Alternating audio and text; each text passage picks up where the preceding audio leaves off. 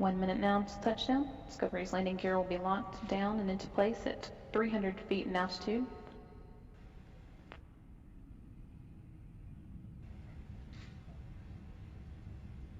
It's currently 3,500 feet and traveling at a rate of 370 miles per hour.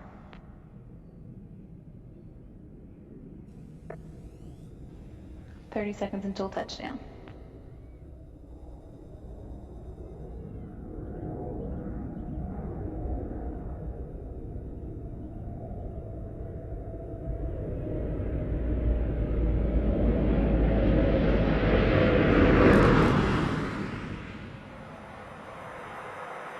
Main gear, landing gear now down and locked.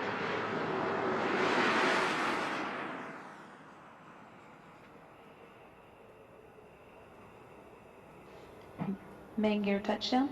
Pilot Jim Dutton now deploying the drag chute.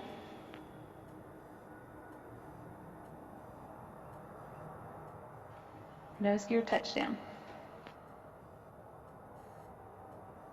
That brings an end to the STS-131 mission, the 131st Space Shuttle flight and the 33rd to the International Space Station.